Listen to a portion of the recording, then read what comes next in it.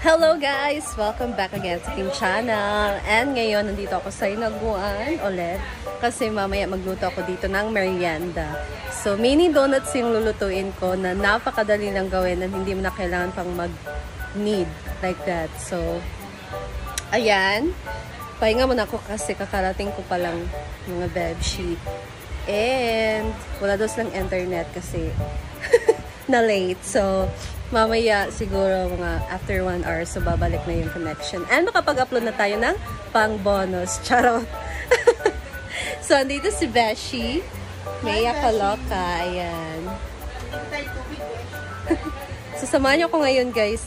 Ipapakita ko sa inyo yung proseso ng pagluto ko ngayon. So, starting today, ipapakita ko sa inyo yung luto ko na talaga. Kasi the other day, like, hindi ako minsan na lang ako nakapag-upload sa YouTube and then hindi pa kompleto yung ipinapakita ko na mga yung niluluto ko kung paano ko ginawa. So, hindi kompleto. Kaya ngayon, I'm trying my best na ipakita sa inyo yung full recipe. So, yan guys. We'll see later.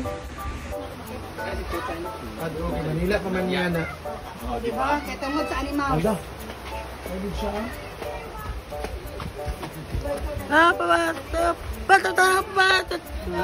Ang ganda ng... May afam. May apam dito. Yes, kaya kasi mag-kissing yan. American. 7-8. Oh! May ano pa? 11 Pro Max? Jamaica. Dito 11 bro. 11. Nice. Meron silang guest dito. Kaya kissing. Ang ganda ng baby. Ang gwapo at ang ganda.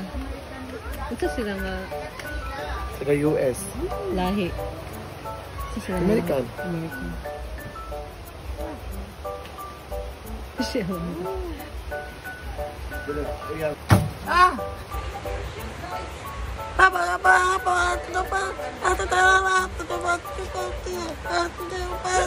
Meron daw silang guest na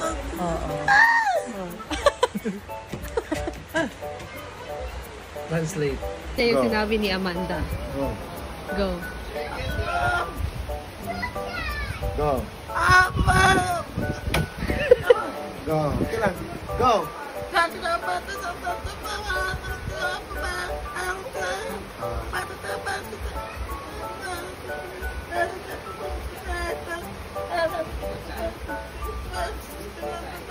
Bye-bye. Translate.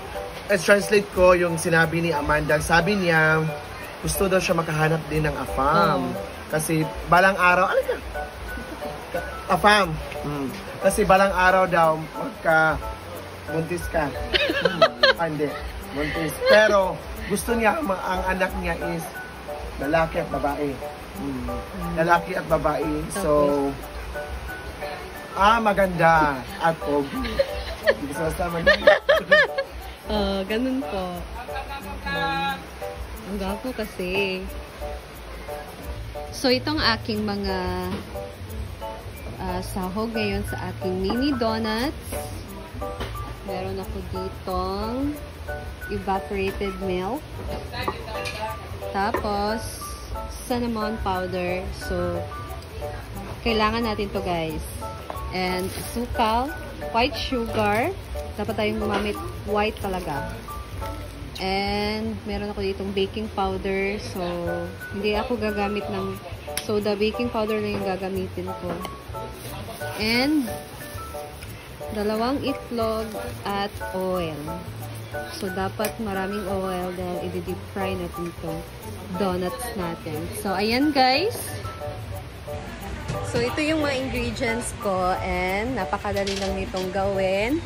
So, and alam ko magugustuhan din ito ng mga kids nyo, lalo na mga bata, and pwede nyo din itong gawing negosyo. So, yan guys. It's 12 PM pa, so later na sana ako gagawa nito. Pero, maybe I'll prepare ko na lang siya first, tapos mamaya ko na lang siya lutuin. So, yeah. And Odiva is here. Hello, and everyone. Danis. Ayan. Hi. So, gagawa ko ngayon ng merienda nila. So, ayan, kukuha na ako ng mixing bowl. Then, mag-mix na ako. Let's go!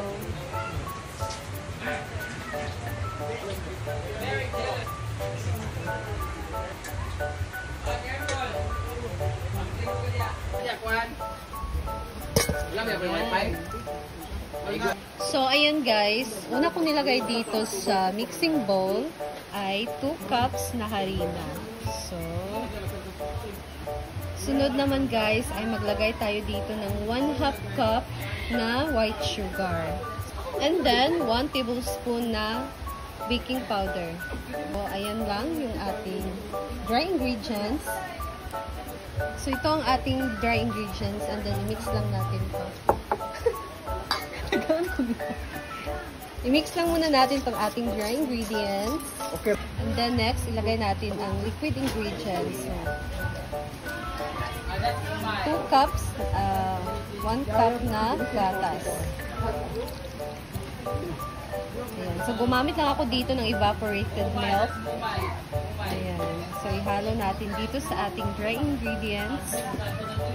Next, ay maglagay ng 2 itlog.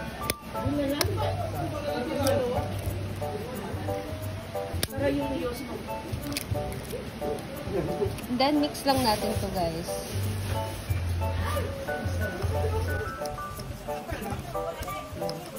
So, ganyan lang kadali. Pwede nyo ding i-double yung mga ingredients kung gusto nyo ng mas marami pa. Pwede nyo ding dagdagan ng tubig or milk kung kulang pa yung ano niya, yung texture niya. So, I will add milk. Tatansyahin ko lang to guys.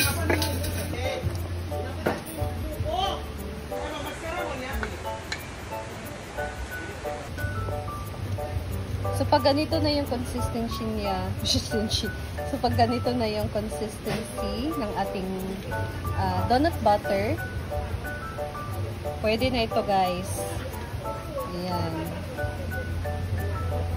Ganyan dapat yung pagka-sticky niya.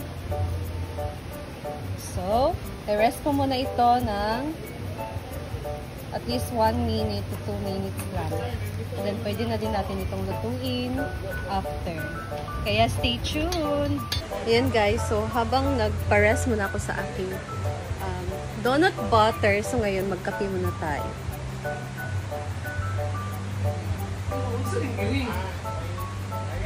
Magtimpla tayo ng kape. Binigay ko sa akin ni Amanda. Binigyan niya ng kape. Kaya, tutunawin ko na lang.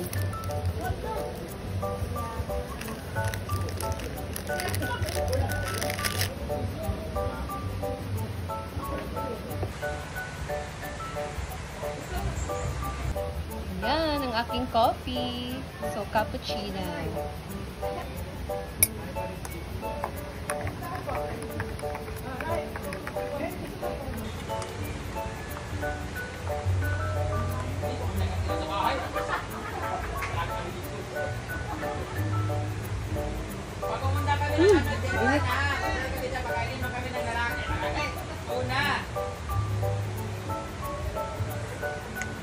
Yan guys.